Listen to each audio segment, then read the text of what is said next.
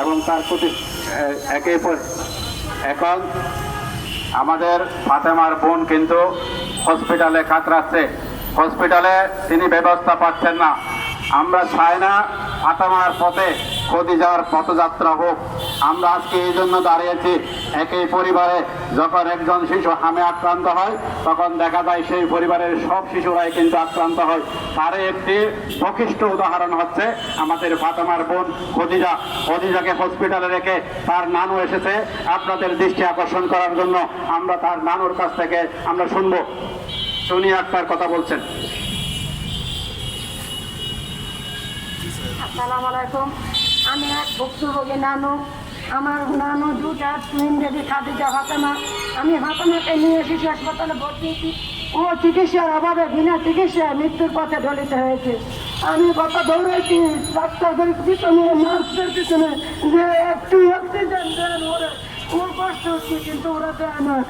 আমার ফাতেমা খালি বলা চাবে না যে ওর হাম হয় না, ও রিস্কে দিতে হয়েছে, কিন্তু ফাতেমার সারা শরীর ওটাই ভরে গেছে। আমি ফাতেমাকে বাঁচাতে পারিনি। আমার এই যে কষ্ট আমি এখন কারো কাছে বলতে পারি না, আমার চলার শক্তি নেই। আমি ওরে ফাতেমাকে নিয়ে আইসিতে ছিলাম মিরপুর আমবাগে। ওই জায়গায় ৮০,০০০ টাকা আমরা বিল দিয়ে আসছি। আমার ফাতেমার আব্বু ও একজন ইমাম সাহেবের পিছনে, ইমাম সাহেবের যে ক্ষমতা থাকে ৪-৫ লাখ টাকা খরচা করা, আমাদের এই ৩টা বেবির পিছনে ২-২.৫ লাখ টাকা বাইরে গেছে। এখন খাদিজা ওর বড় বোন অসুস্থ, আমরা টাকার জন্য চিকিৎসা করতে পারি না। ফাতেমার আব্বুর মন ভেঙে গেছে, ওর কন্যা সন্তান ছোটটা হারিয়েছে, টাকাও গেছে। এখন খাদিজাকে আমরা হারাতে চাই না। আপনাদের মাধ্যমে, আপনাদের সহযোগিতার মাধ্যমে যদি আমরা খাদিজাকে বাসায় নিতে পারি, একটু দয়া করে আপনারা একটু চেষ্টা করবেন। আর নবজাতক নবজাতকে আছে খাদিজা, মুজিব নবজাতক হাসপাতালে খাদিজা আছে। ওর কান্না, ওর কষ্ট আমি আর এখন নিতে পারতেছি না। আমি মাননীয় তার প্রধানমন্ত্রী তারেক রহমানের কাছে আকুল আবেদন জানাচ্ছি, যারা এই ঘাতক, যারা এই অপরাধীর সাথে জড়িত, তাদের জন্য আইনের হাতে আনা হোক, বিচার করা হোক। আমরা মুক্তিযুদ্ধে দেখি না, ৭১-এর সংগ্রাম দেখি না। এখন আমাদের কান্না নিয়ে, আইসু নিয়ে, অক্সিজেন নিয়ে দৌড়াতে হচ্ছে, যুদ্ধ করতে হচ্ছে, লড়াই করতে হচ্ছে, কিন্তু আমরা পারতেছি না। আমাদের যে বড় বড় আইসু ডেলে ৪০,০০০-৫০,০০০ টাকা বিল আছে, ওই জায়গায় ট্রিটমেন্ট করার। আমার এই ফাতেমা নানুটা এই হাসিটা ওকালে চলে গেছে। আমি এই ফাতেমাকে এখন তার আমি আর ফিরে আনতে পারবো না। কিন্তু দয়া করে আপনারা যাতে এই ভুলগুলো আর ধরে না যায়, এই ভুলগুলো যাতে বন্ধ হয়, আমি আতঙ্ক আর কোনো মা বাবার কোল খালি না হয়, আপনারা দয়া করে ব্যবস্থা নিন। আর যাতে কোনো শিশু যাতে মৃত্যুগুলো পথযাত্রিত না হয়। এই হাসপাতালে যারা গেছে, যারা ভুক্তভোগী, তারা জানে কতটা কষ্ট।